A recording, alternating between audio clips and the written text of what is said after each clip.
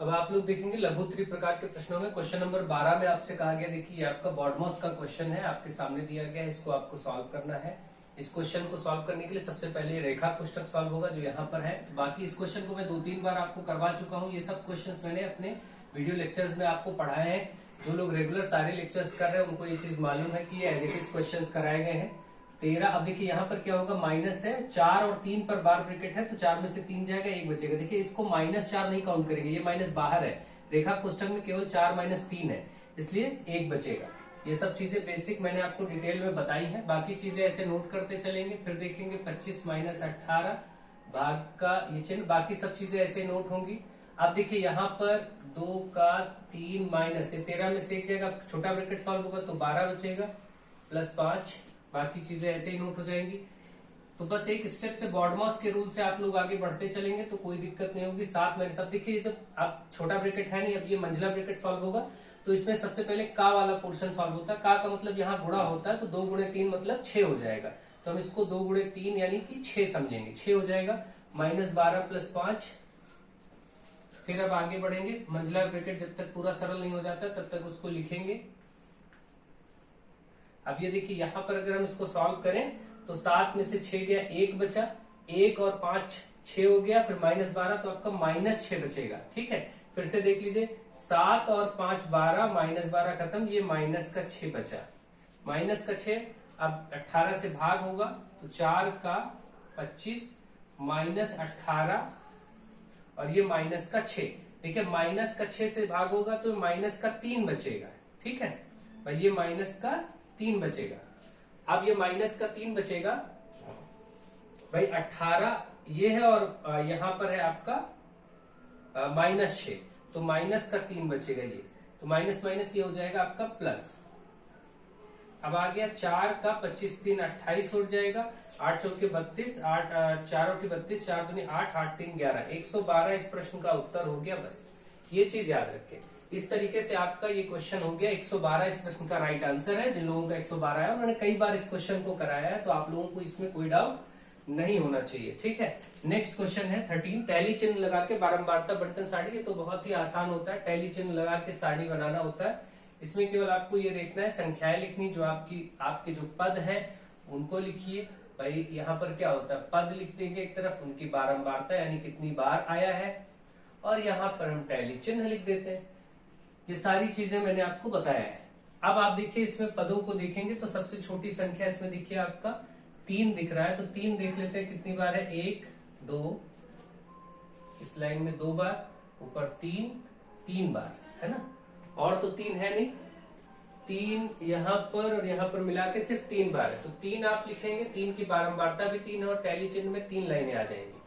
ठीक है, इस तरीके से। और यहाँ पर अब 4 की बात करते हैं तो 4 आपका 1 बार, नीचे वाले में 4 आपका 1 ही बार है, ऊपर वाले में यहाँ देखिए 4 और ये 4, तो आपका 4 जो है ये भी 3 बार है।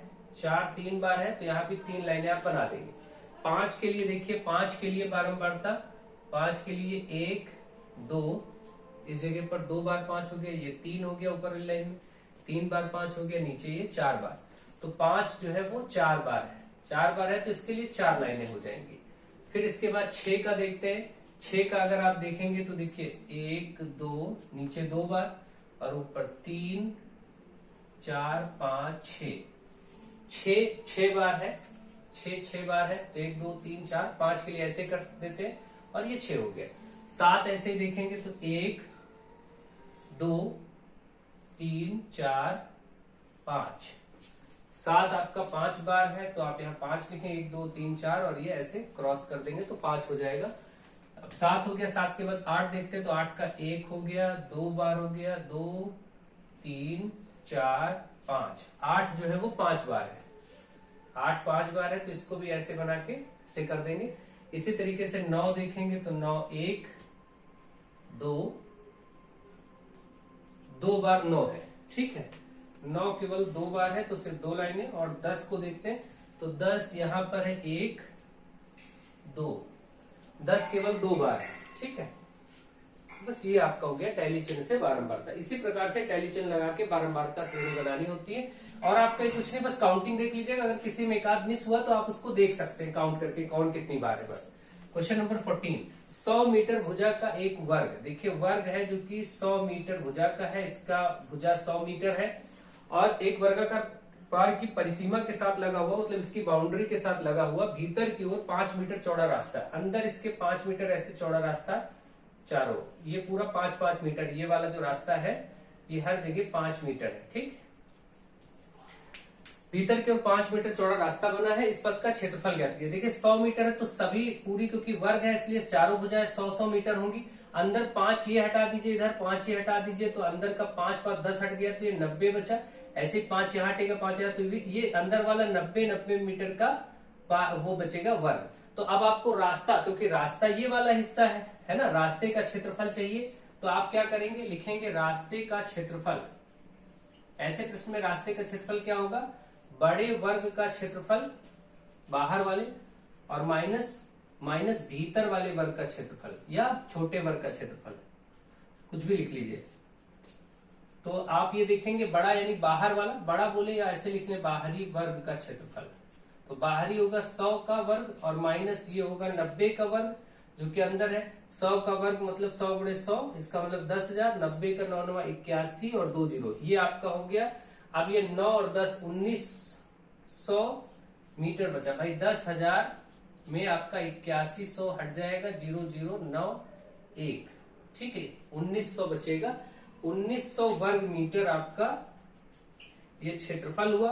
और क्योंकि इसका खर्चा, इस पे सीमेंट लगाने का खर्च 2500 रुपए प्रति 10 वर्ग मीटर है, प्रति 10 वर्ग मीटर। इसका मतलब आप देखेंगे 10 मीटर स्क्वायर का खर्च है रुपए 2500, तो 1900 में आप देखेंगे 1900, तो 1 वर्ग मीटर का खर्चा हो जाएगा 2500 बटे 10, एक कट जाएगा 250 रुपया। 250 रुपया 1 वर्ग का है, तो 1900 का बस 1900 से गुणा कर दीजिए, तो आप लिखेंगे 1900 वर्ग मीटर का खर्च या फिर व्यय जो भी आप बोले, तो बस 1900 गुणे 250 कर देना है, यही आपका आंसर हो जाएगा। तो 1 2 3 जीरो तो यही हो जाएंगे, और 19 और 25 का गुणा, तो 19 और 25 का गुणा कर लेते हैं, 5 9 45, 5 9 45, 4 5 1 5 4 9, 19 25 95 और 19 दूना 38, 5 9 8 17 4, 475, ये आपका खर्चा हो गया। 4,75,000 रुपए का खर्चा रास्ते पर सीमेंट डलाने का आएगा। तो ये इस प्रश्न का आंसर हो गया। इस तरीके से ऐसे ही आपको ऐसे बहुत प्रश्न कराए गए थे, डिटेल में कई प्रश्न ऐसे मैंने आपको सॉल्व कराए हैं जो कि पिछली क्लासेस से हैं, ठीक है। तो ये सभी प्रश्न आपके पूछे गए। चित्र में एक चित्र आपको दिया गया है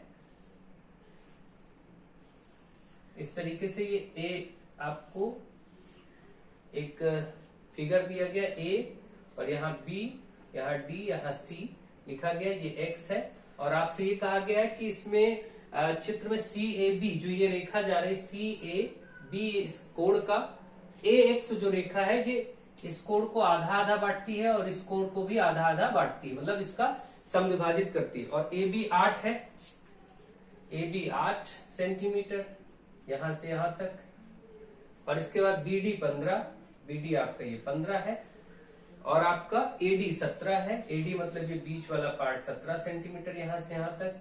और आपसे कहा गया है कि एसीडी का क्षेत्रफल बताइए, ऊपर वाला जो एसीडी त्रिभुज बन रहा है, इस त्रिभुज का क्षेत्रफल आपको बताना है।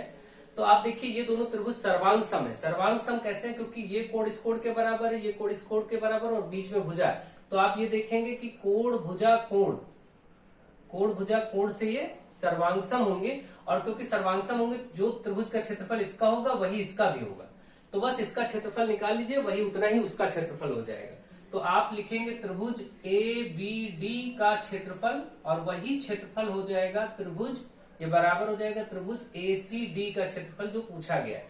इसका मतलब बस केवल हम ये वाला क्षेत्रफल निकाल लें। अब यहाँ पर भुजाएं हैं 8, 15 और 17, इनको ध्यान दीजिए जरा। 8 का वर्ग 64, 15 का 225, 5 4 9, ये 289, इसका स्क्वायर रूट 17, मतलब ये पाइथागोरियन ट्रिपलेट है। इसका मतलब ये जो त्रिभुज बना हुआ है ये एक राइट एंगल ट्रायंगल बना हुआ, राइट एंगल ट्रायंगल। तो इसका तो बस आप 1/2 गुणे आधार गुणे ऊंचाई से निकाल दीजिए। 1/2 गुणे आधार ऊंचाई 8 और 15 को ले लीजिए, बस 15 चौके 60, 60 आंसर हो गया, क्योंकि ये सब सेंटीमीटर में था तो 60 सेंटीमीटर स्क्वायर, यही आंसर आपका हो गया एसीडी का क्षेत्रफल। यही एसीडी का क्षेत्रफल जो पूछा गया था वो 60 सेंटीमीटर स्क्वायर हो जाएगा। बस 1/2 गुणे आधार गुणे ऊंचाई लगाना था केवल, और कुछ नहीं करना था, और थोड़ा सा नॉलेज होना चाहिए था कि इसको करना कैसे। बस ये बहुत बेसिक चीजें थी और क्वेश्चन टफ नहीं है, बहुत इजी क्वेश्चंस है और सारे क्वेश्चंस लगभग पढ़ाए गए हैं, इसलिए आपको ये चीजें समझ में आ गई होंगी। इसको देखते ही 8, 15, 17 कई बार ट्रिपलेट कराया गया, आपको ट्रिपलेट दिख जाए तो 1/2 गुणे आधार गुणे ऊंचाई लगाइए। चलिए इन प्रश्नों को आप मैच करिए, तब तक बाकी के 3 प्रश्न आपके सामने आ रहे हैं।